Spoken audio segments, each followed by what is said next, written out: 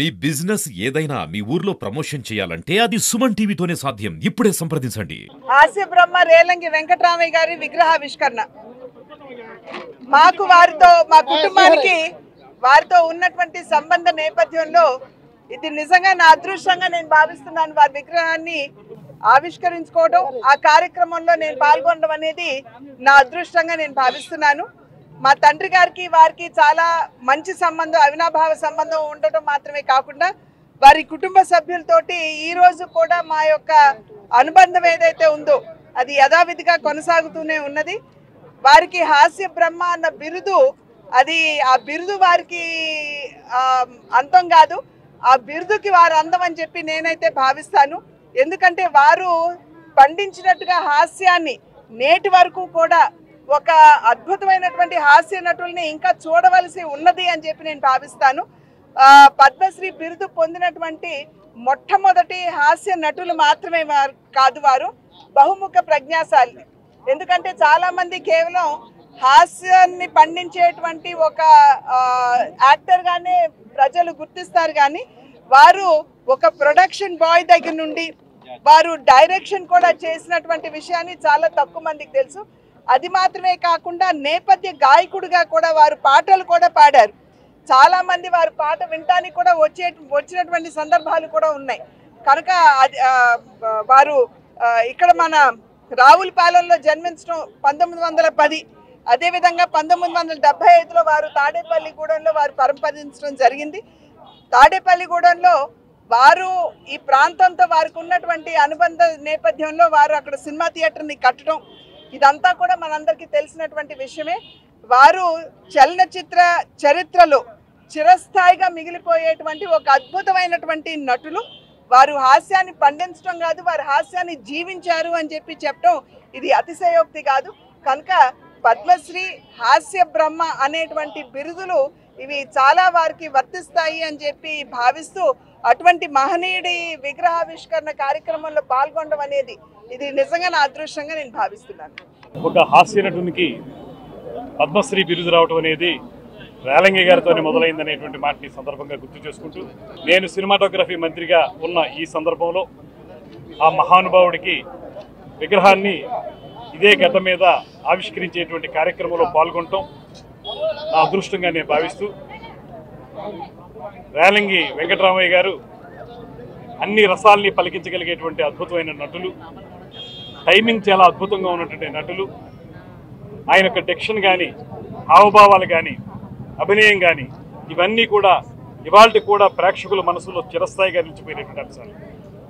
అదేవిధంగా రేలంగి వెంకటరామయ్య గారు గతంలో రాజమండ్రి వచ్చినప్పుడు ఇక్కడ భవిడిపాటి కామేశ్వరరావు గారు, ఆ రోజుల్లో అద్భుతమైనటువంటి హాస్య రచనలు చేసేటువంటి కామేశ్వరరావు గారి ఆధ్వర్యంలో ఇక్కడ స్థానికంగా ఉన్న వారందరూ కలిసి రేలంగి వెంకటరామయ్య గారికి హాస్య నట చక్రవర్తి అనే బిరుదుని ఇదే గడ్డ మీద ఇచ్చారనేటువంటి మాటని ఈ సందర్భంగా గుర్తు చేస్తూ, అటువంటి అద్భుత నటులు ఆయన యొక్క విగ్రహం ఇప్పటికే కొంత లేట్ అయింది పెట్టుకోవడం, నిజం చెప్పాల్సి వస్తే.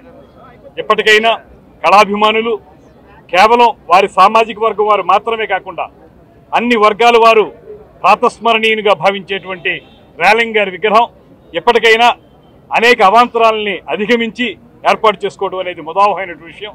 దీనికి పూనుకున్నటువంటి బుడ్డికి శ్రీనివాస్ గారు, రెడ్డిరాజు గారు, ఇంకా ఆ సామాజిక వర్గానికి చెందిన పెద్దలందరికీ కూడా ధన్యవాదాలు తెలియజేస్తూ, మేమందరం కూడా ఇక్కడ ఎటువంటి పరిస్థితుల్లో కూడా ఈ విగ్రహం ఉండాలనేటువంటి భావంతో చేసిన సహకారం, అదేవిధంగా రేలంగి గారి యొక్క విగ్రహాన్ని చూస్తుండగా మనందరికీ సరైనటువంటి స్ఫూర్తి రావాలనేటువంటి ఆలోచనతోటి సహకరించినటువంటి మాటని తెలియజేస్తూ, అటువంటి మహానుభావుడి యొక్క విగ్రహాన్ని ప్రారంభించడం అనేది మా అదృష్టంగా మేము మరొకసారి తెలియజేసుకుంటూ సెలవు తీసుకుంటాం. పద్మశ్రీ రేలంగి వెంకటరామయ్య గారి యొక్క విగ్రహ ఆవిష్కరణ రాజమహేంద్రవరం సిటీ నియోజకవర్గంలో గోదావరి బండలో అనేకమైన ఘన చరిత్ర కలిగిన అనేక విగ్రహాల్లోని ఆయన కూడా పెట్టడం శుభ పరిణామం.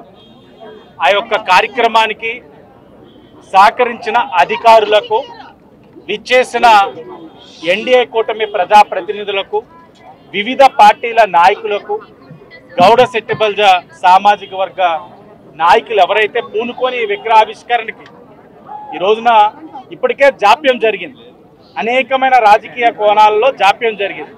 కానీ ఈయనకి ఒక పద్మశ్రీ అయిన వ్యక్తికి ఇలాంటి ఒక రాజకీయ కోణంలో ఆయనకి విగ్రహావిష్కరణ జాప్యం జరగడం అన్నది సరైన విధానం కాదని ఎన్డీఏ అధికారంలోకి వచ్చిన తర్వాత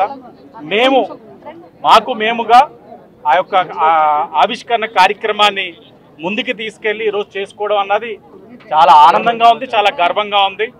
ఆయన యొక్క చరిత్ర రాజమండ్రి ప్రజలకే కాదు, ఈ రోజున ఈ యొక్క జిల్లాలో రాష్ట్రంలో కూడా అందరికీ తెలిసే విధంగా ఇక్కడ ఒక మంచి విగ్రహం పెట్టడం కూడా చాలా ఆనందించదగ్గ విషయం. అందరికీ నమస్కారం. మన ఈస్ట్ గోదావరి నుంచి ఒక హాస్య నటులు మన రేలంగి గారు మన గోదావరి జిల్లాలో పుట్టి ఇంతటి పెద్దటి ఘన చరిత్రను సృష్టించినటువంటి మహోన్నత వ్యక్తి. 1975లోనే ఆయన పద్మశ్రీ పురస్కారం అందుకున్నటువంటి ఏకైక వ్యక్తి. మన గోదావరి జిల్లాలో మొట్టమొదటి పురస్కారాన్ని అందుకున్నటువంటి వ్యక్తి. మనం ఎంతో దానికి గర్వించాలి, గర్వపడాలి. అలాంటి వారి విగ్రహాన్ని ఈ గోదావరి పరివాహక ప్రాంతంలో ఇలాంటి చోట మన వాసు గారు చెప్పినట్టుగా హైదరాబాద్ ట్యాంక్ బండ రూపంలో ఇక్కడ గోదావరి బండ మీద ఆయన విగ్రహావిష్కరణ చేసుకోవడం చాలా సంతోషకరమైన విషయం. కాబట్టి ఈ కార్యక్రమంలో పాల్పంచుకున్నందుకు నాకు కూడా చాలా అదృష్టంగా భావిస్తున్నాను.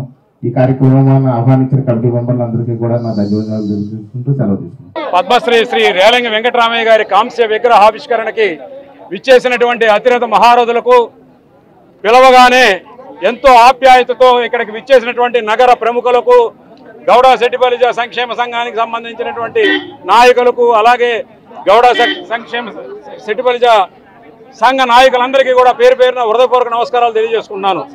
ఈ కార్యక్రమానికి మరి ముందుగా సంకల్పం చుట్టినటువంటి వ్యక్తి శ్రీ ఆదిరెడ్డి అప్పారావు గారు. వారు ప్రోత్సహించి ఈ విగ్రహం ఎట్టి పరిస్థితుల్లో పెట్టాలని చెప్పి సంకల్పించడం జరిగింది. దానికి మంత్రివర్యులు శ్రీ కందుల దుర్గేష్ గారు, మరి రాజమండ్రి సిటీ శాసనసభ్యులు శ్రీ ఆదిరెడ్డి శ్రీనివాస్ గారు ఎంతో సహకరించి అధికారుల దృష్టికి తీసుకొచ్చి కలెక్టర్ గారికి చెప్పి రికమెండ్ చేసి అఫీషియల్గా పర్మిషన్ తీసుకుని మరి ఇక్కడ ఈ విగ్రహం ఏర్పాటు చేయడం జరిగింది. వారికి ఈ సందర్భంగా మా యొక్క సంఘం తరఫున ప్రత్యేకమైన కృతజ్ఞతలు, ధన్యవాదాలు తెలియజేసుకుంటున్నాను.